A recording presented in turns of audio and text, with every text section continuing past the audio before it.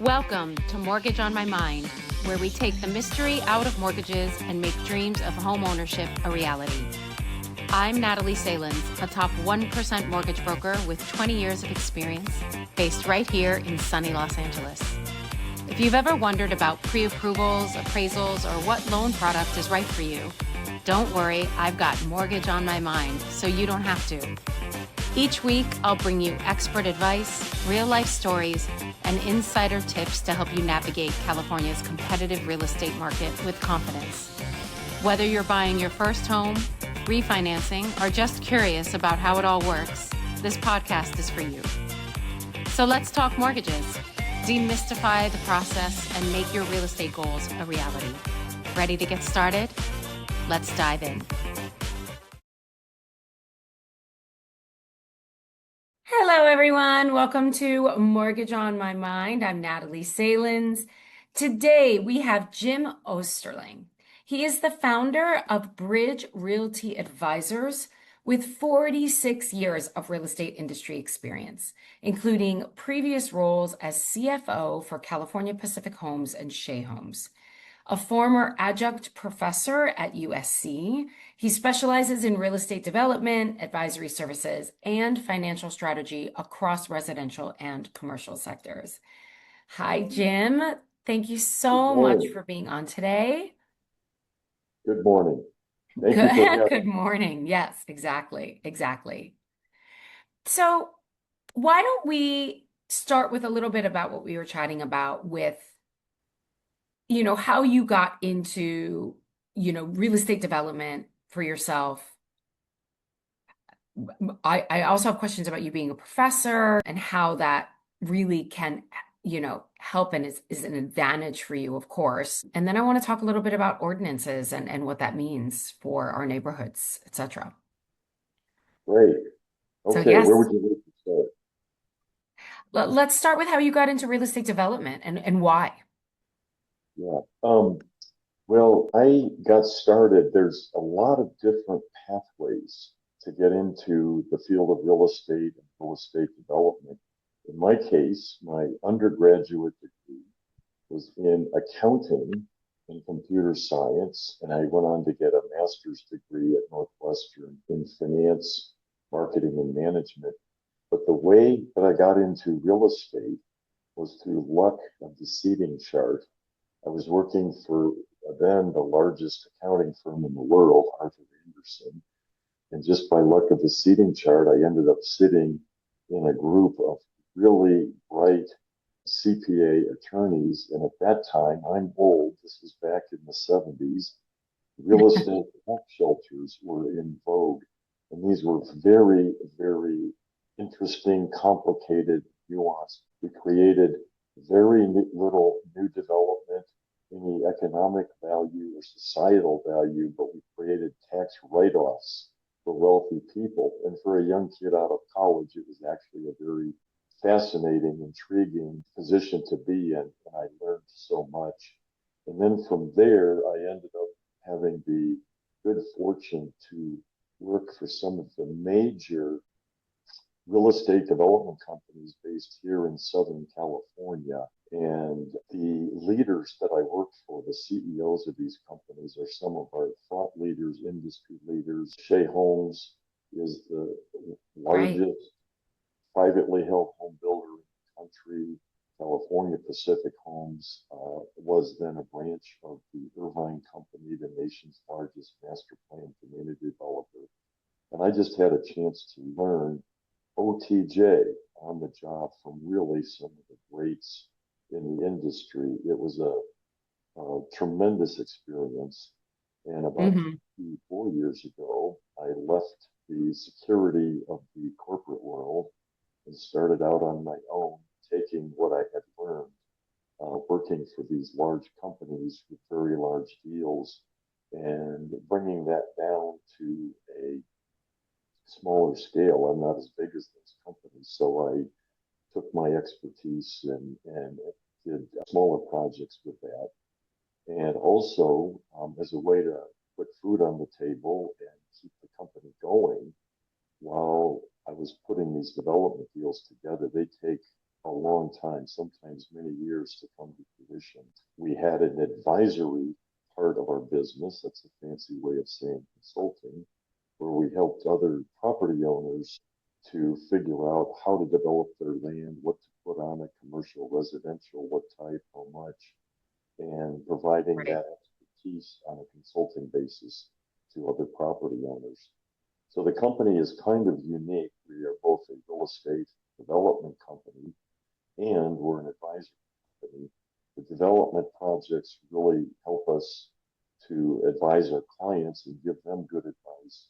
And the advisory assignments really broaden out our perspective. When you're working in the development field, you work on a very few deals very intensely for a long period of time. So you get kind of narrowly focused. So the advisory side of our business, which spans all four time zones in the continental U.S. and a variety of property types and so on, keeps us broad and looking outward at the big picture. And that brings us forward to today. So the company's been in existence for 24 years. We have Wow. two really important developments. We developed a 180 unit apartment building in Pasadena. And the reason that one's important is because every single one of those units is affordable to our lowest income, very low and extremely low income people that have the most difficulty affording housing. Right. That is not easy to do. There are nonprofit companies that do that, but we are a private sector for-profit company, and we've got to get our deals to pencil out for our lenders and investors. And then the And other how large of units are you talking about? Like what these is, units, yeah. good question and an interesting question. We intentionally built these as studio apartments, micro units. You've heard of those. And we did that because that was one way to make these units affordable for our residents. So most of the residents, Pasadena studios in Pasadena, are single member households, folks living on their own. That's great. Yeah. We also have another innovative project which will lead into our discussion about the ordinances out in the city of Cathedral City, where we're developing duplexes. One side of a duplex is what you and I would refer to as a normal single family home, 3-4 bedroom, 3 bathroom. The other side is an ADU, accessory dwelling unit, excuse me. And those are by statute in that city, 1,000 square feet, 2 bedrooms. What makes this project unique is your typical ADU is plopped into the backyard of an existing home. When you get a chance to start off with a blank slate, vacant land, we can design them better than just putting it in your backyard.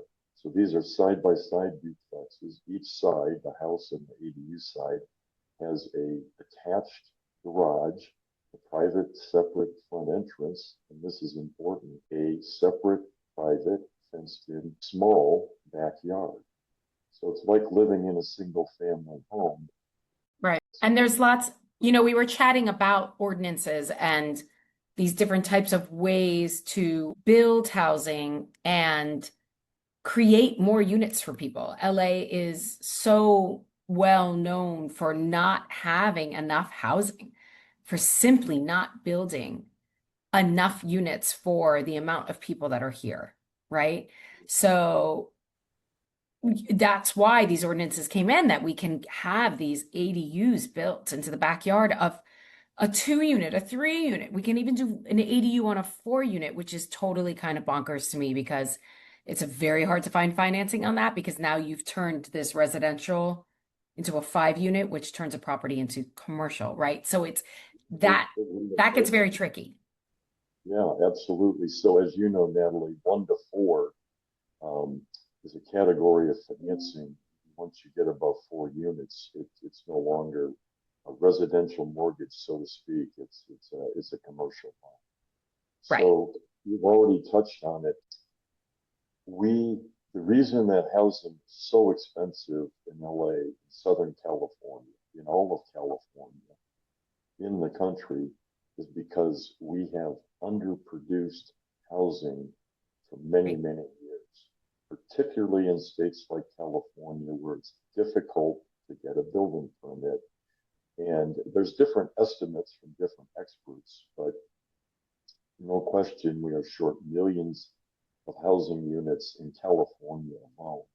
And again, that's why housing is so expensive and so unaffordable. And there's lots of blame we can lay everywhere. The high cost of construction, the bureaucracy and red tape, and the high cost of getting a permit in LA, in almost every city in California. And historically, all land use, general plans, specific plans, zoning, etc., were dictated by what we call local control. The local city or county set the zoning, they said commercial, multifamily.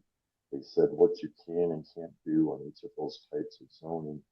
And it was those laws and those approval processes that became so cumbersome that they have slowed down our construction of housing. And this is unprecedented in my 47-year career in real estate development. The state of California stepped in, the legislator and the government, and they simply said, we're not going to allow this to continue. Housing affordability is a crisis, and we need to do something about it. And they created a number of ordinances. And the first one in this round was back in 2016, 10 years ago, and it's called the ADU ordinance. Many of us have heard about the ADU ordinance, where it allows you on a single family lot to add an accessory dwelling unit. So now all of a sudden you have more than one unit on a single family zone property. And it's expanded and broadened from there, as you described, where it can be multiple units on a single property. Since that initial ADU ordinance, there has been over 200 ordinances passed by the state, both for large multifamily, which I developed, as well as on single family lots. First, the ADU ordinance. A subsequent ordinance is called the SB9 duplex ordinance that allows you to build duplexes on single family lots. It allows you to split a single family lot into two.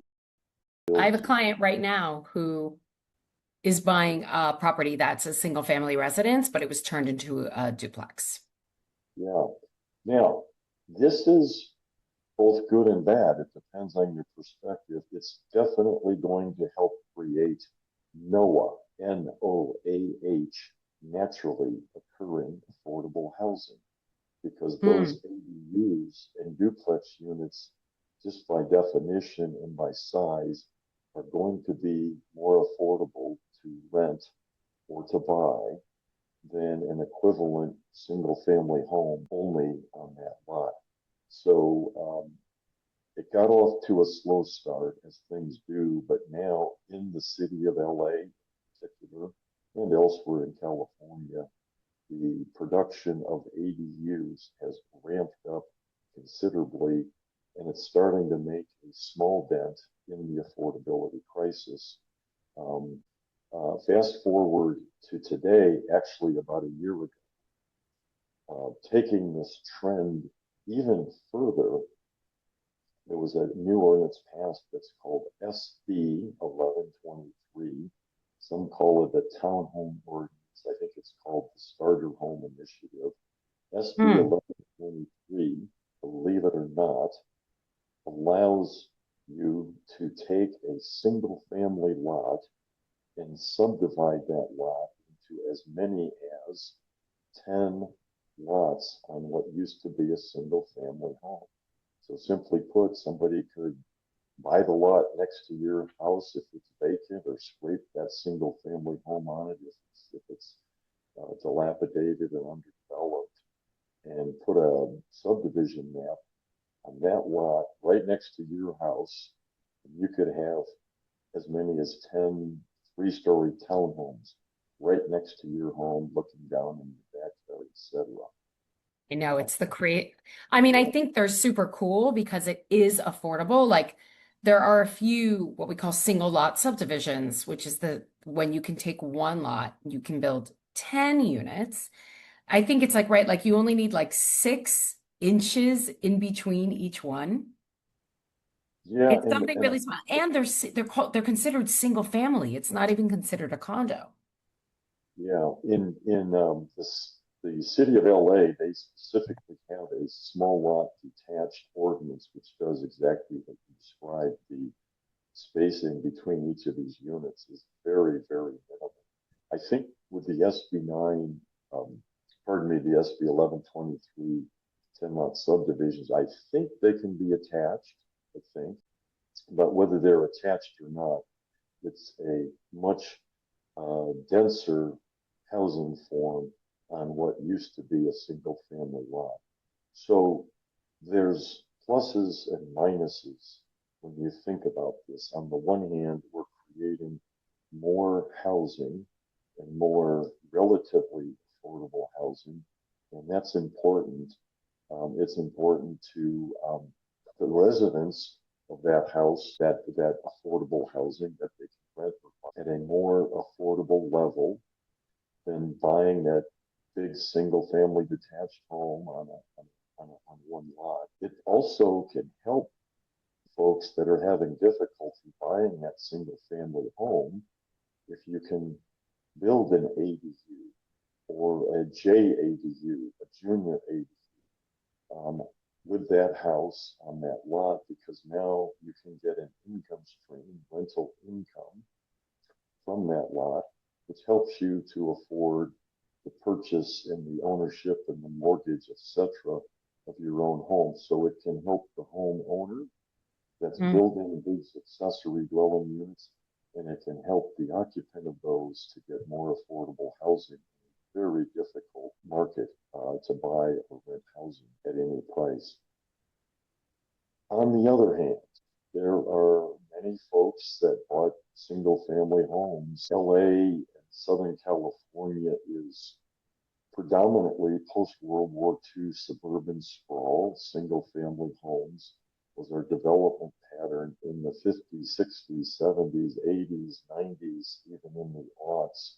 And as the population grows and intensifies, one solution is to build multifamily housing along the commercial corridors. Many cities' zonings try to encourage that, Sure. but the state override of local control, the ADU ordinance, the duplex ordinance, the 10 lot subdivision ordinance, is now densifying our single family neighborhoods.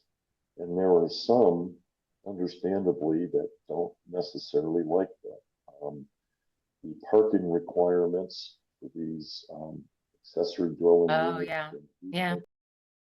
are minimal to zero.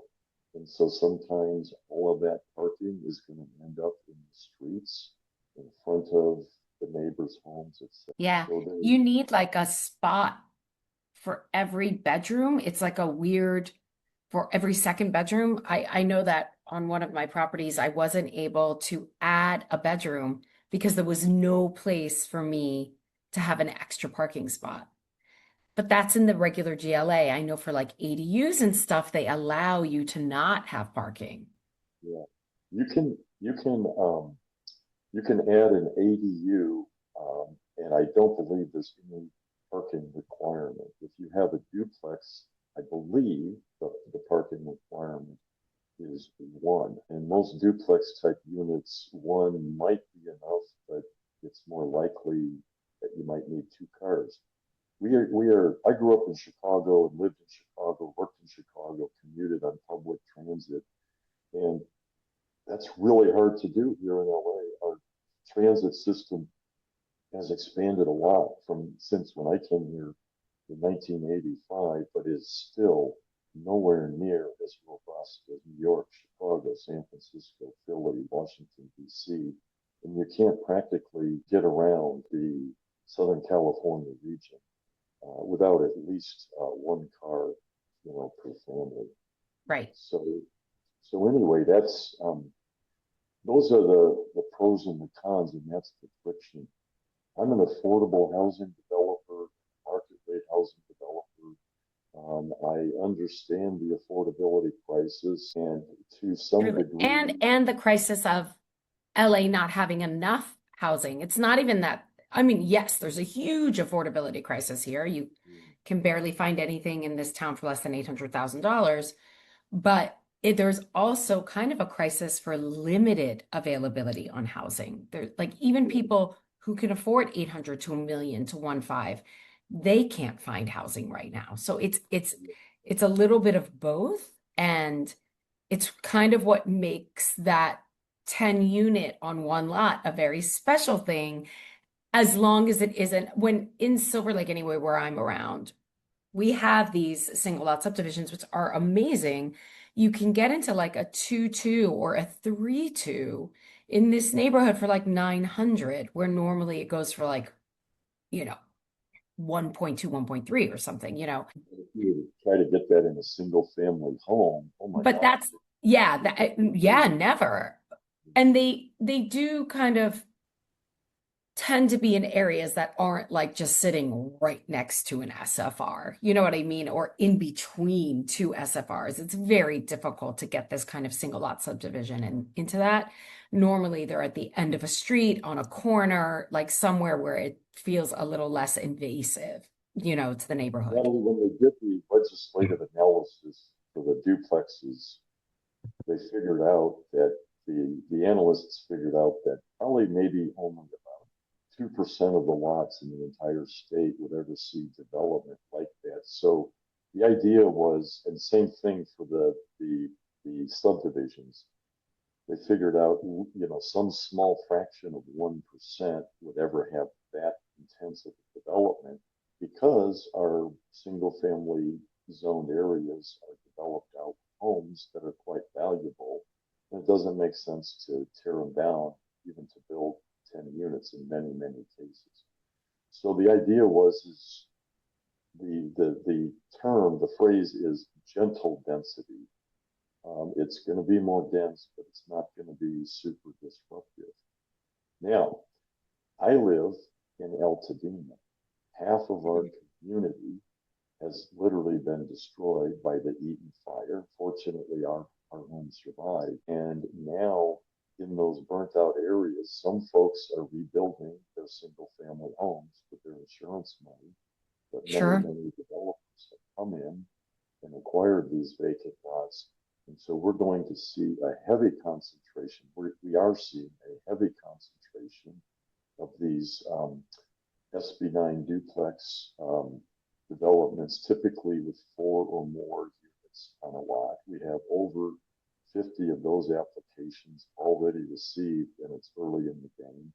And we have about 15 of these SB 1123 subdivisions.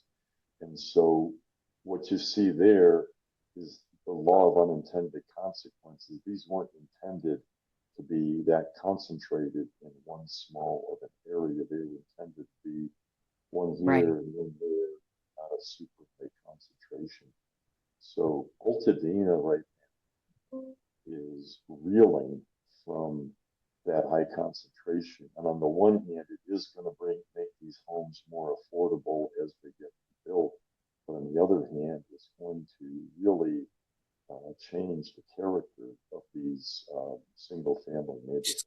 Yeah, it's just going to be more people, obviously. Nearly double if it gets built the way they're planning to. Yeah. Well, thank you so much for being on. That was awesome. I definitely learned a bit about, kind of the pros and cons of what these ordinances mean. We are trying so hard to bring in new housing, affordable housing, plus just more, available housing here.